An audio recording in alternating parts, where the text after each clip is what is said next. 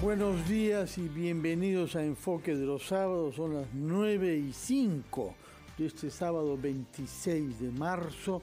Tenemos un fin de semana de reflexión antes de una semana de definiciones.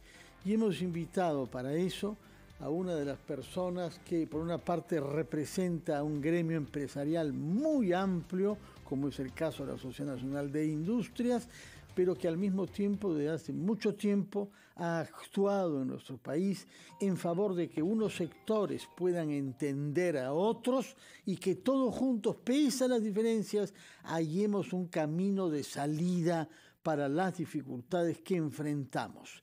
Esa es la necesidad de la hora, saber qué camino debe transitar el Perú para evitar que la pobreza aumente y que los conflictos sociales puedan agravarse. Estamos viendo que hay en este momento conflictos sociales graves en nuestro país, para mencionar uno, Cuajón es particularmente emblemático, porque no solamente se trata de penalizar nuestra capacidad de exportar bienes, en este caso minerales, sino además se ha cortado arbitrariamente el agua desde hace 26 días de personas que no pueden contar con agua ahora para ejercicio de sus actividades. Pero eso es solamente un ejemplo.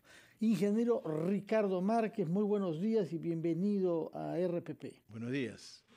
Bueno, esta semana tenemos naturalmente el lunes la sesión de vacancia, en la que el presidente de la República ha sido convocado a las 3 de la tarde al Congreso. Tendrá que explicarse respecto a los argumentos que se dan para considerar que no posee la capacidad moral necesaria para ejercer su cargo y debe ser vacado en virtud de su presunta incapacidad moral permanente.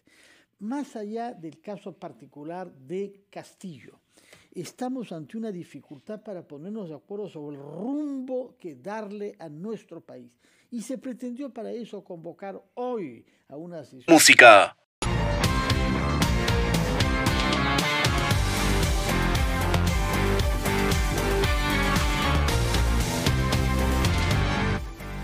Estamos conversando con el ingeniero Ricardo Márquez, quien ha sido vicepresidente de la República y que actualmente se desempeña como presidente de la Asociación Nacional de Industrias, y a ese título uno de los miembros más activos en el acuerdo nacional que debía reunirse hoy. Nos ha explicado que por la coyuntura política marcada por el voto sobre la vacancia presidencial del lunes se ha postergado esta reunión, pero que se ha avanzado en la gestación de un consenso para tener una hoja de ruta en nuestro país. Y nos dijo que los dos temas más conflictivos eran el tema, por una parte, de la minería y el de la seguridad ciudadana. Y ahora debía explicarnos qué es lo que se puede generar como consenso respecto de la promoción del trabajo decente en nuestro país. Y se lo pregunto con tanto más gravedad que estamos ante un decreto que ha modificado los términos del trabajo de tercerización, que afecta particularmente a la minería, no solo. Explíquenos, por favor, a qué se puede aspirar en este campo, sobre la base de que la lucha contra la pobreza significa crear empleo. Exacto.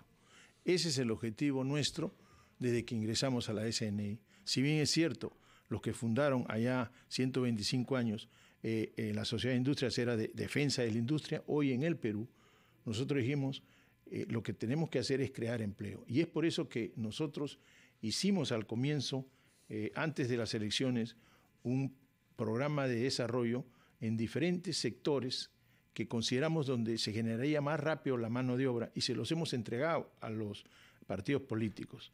Pero nos faltaba qué es las necesidades en el interior del país, porque nosotros hemos dicho, y en junio hay el Día de la Industria, y ahí toda esta semana se va a hablar sobre las regiones. Nosotros hemos dicho de que si las regiones no se desarrollan, el Perú no tiene futuro. Es demasiada la diferencia entre la costa, entre la capital y la sierra y la selva. Por dar cifras, el desarrollo manufacturero en Lima es del 60% del PBI y en la selva es solo 3%. Es decir, no hay trabajo Y ahí se ve claramente reflejado en estas estadísticas. Nosotros hemos ido al centro y lo principal que nos han pedido ahí es básicamente la carretera de 4 canales que está hace muchísimos años y que yo les he prometido que desde la Sociedad de Industrias vamos a trabajar con las autoridades para que se haga esto, porque les han prometido algo así como 7, 8 años que va a estar lista. Entonces, es la obra de infraestructura más importante de nuestro país, es decir, desde Cieneguilla hasta el Valle del Mantaro, de manera que podamos llegar de la costa hasta Huancayo en 3 horas. Sí, es correcto. Es decir, ¿por qué es tan importante? Es porque hay empresarios que quieren hacer industria, que quieren hacer exportaciones, ¿no? Y no tienen ni siquiera un parque industrial que tenga agua, que tenga el desagüe, porque ya no puedes salir al mundo si no tienes tú lo que se llama la economía circular en las exportaciones. Eso ya es una realidad. Entonces, en el Perú hay cerca a 14 parques industriales del primer mundo. Eso sí, hay parques industriales en Lima, en Piura, en Arequipa. A mi criterio, uno de los mejores está en Piura, porque ellos lo que han hecho es traer empresas extranjeras a producir en Piura. Y eso es lo que se necesita. Pero en la sierra y en la selva no hay ni uno solo. ¿Y qué es lo que nosotros decimos? Si, mira, no vamos a esperar 20 años para que el sector privado ponga un parque industrial. Y lo que nosotros estamos diciendo, se necesita ya un parque industrial en Huancayo y uno en Pucallpa, que el gobierno va a tener que hacerlo, pero dirigido por los privados. Porque si no, no funciona.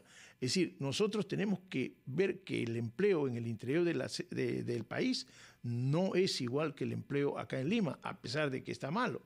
Pero eso es lo importante. Y hablando sobre la tercerización, ahí nosotros decimos que, si bien es cierto, pueden existir empresas que estén haciendo uso mal de la tercerización, pero no era para que se le aplique a todo el mundo, porque se va a aplicar a pequeñas empresas también. No nos olvidemos que una pequeña empresa puede vender hasta 7 millones de soles al año, o sea, no es tan pequeñita, ¿no? Y entonces es ahí donde viene el problema, porque todos los sectores de la producción nacional tienen tercerización, porque uno no se puede especializar en todo. No se puede especializar en todo. Sí, por supuesto. Entonces, de ahí viene la conveniencia de la tercerización. Claro. Ahora bien, usted es un hombre conocido por su paciencia y por su disposición al diálogo, por su larga experiencia, ¿no? Y ha conversado en los últimos días con el primer ministro y con otras autoridades del Estado. Por todas partes lo que uno ve es improvisación, es nombramientos de gente que no es idónea, es sospechas de corrupción, sino más que sospechas. Vemos en la carátula del Diario del Comercio el día de hoy declaraciones del exministro de Economía, Alonso Segura, que es un hombre conocido por su rigor y por su prudencia, y lo que él dice ahí en titulares: hay literalmente un saqueo del Estado con este gobierno. Y se refiere justamente a la manera como no hay gestión pública racional y bajo parámetros de control en los ministerios y las entidades públicas. ¿Qué le dice usted a sus interlocutores cuando, como hombre de empresa y representante gremial, tiene que decirlos: ustedes nos están saboteando y la mejor prueba es la caída de la inversión privada en el Perú?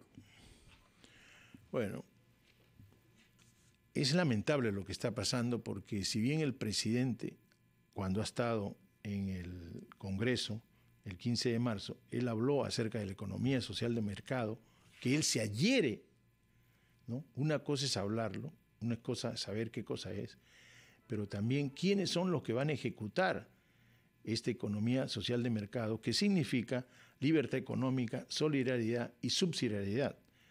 Entonces, vemos que no entendemos cómo pueden verdaderamente ingresar al Estado personas que no están capacitadas. Porque no se trata si has estudiado en el Perú o si has estudiado en el extranjero. Lo que se trata es que nosotros vemos casos clarísimos. Ahora se dice que se va a cambiar del SENASA, que es básicamente por donde pasan todo lo que es la agroexportación. Eso es un peligro inmenso. O sea, se exporta 9.000 millones y esos 9.000 millones de dólares que se exporta, todos pasan por SENASA.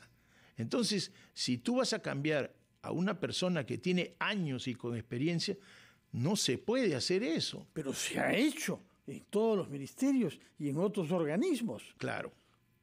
El tema está en que el presidente tiene que entender que ya es presidente y no puede estar pagando los favores que le hicieron para llegar a él a ser presidente. Eso no es así. No se puede hacer eso. Nosotros somos vigilantes y hemos salido siempre a decirle que está pasando esto, y la verdad es que vamos a tener que seguir exigiendo que no se siga con asignar personas en los ministerios que no tienen la capacidad ni la idoneidad para poder agarrar uno de estos cargos.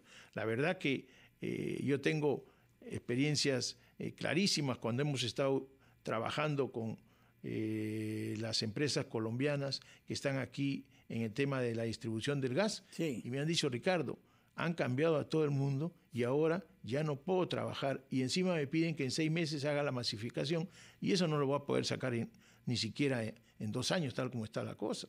Entonces, eso es lo grave. O sea, que están atentando verdaderamente contra la población, porque si tú pones a personas que no saben, todo se atrasa, todo se atrasa. No es el tema de que yo tengo que darle trabajo a estas personas, porque ya pasó en el Perú. Del 85 al 90 pasó esto en el Perú.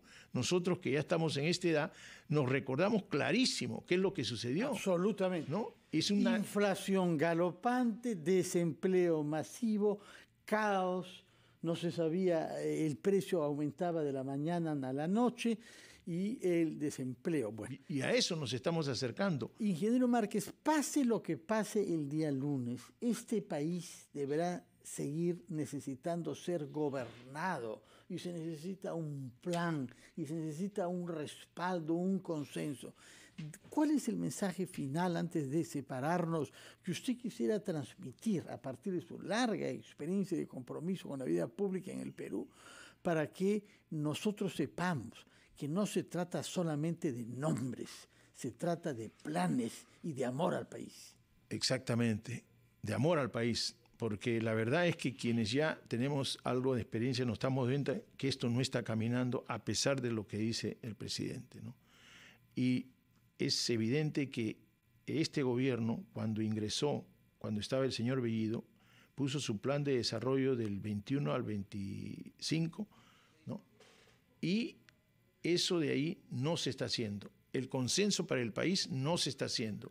Y los prerequisitos para ingresar a la OSD no se están haciendo. Estamos mal encaminados. ¿No? Bueno. Entonces, ese es el problema, que tiene el gobierno que reconocer, ¿no?, de que no da la confianza, y en la medida que no se dé la confianza, va a seguir las estadísticas lamentable que no haya inversión privada. Bueno, nos ha hecho un cuadro que es triste, pero que es real. Muchas gracias por estar con nosotros y por compartir su experiencia, en este caso, a la cabeza de la Sociedad Nacional de Industria. Tengo entendido, son más de 2 millones de empresas que usted representa, ¿no? Muchas gracias por su presencia acá. Que tengan muy buenos días, ingeniero Ricardo Márquez, repito, presidente de la Sociedad Nacional de Industrias. Vamos a hacer una pausa y hablaremos a alguien con que representa más bien a la academia, y en este caso un observatorio de políticas públicas de la Universidad del Pacífico.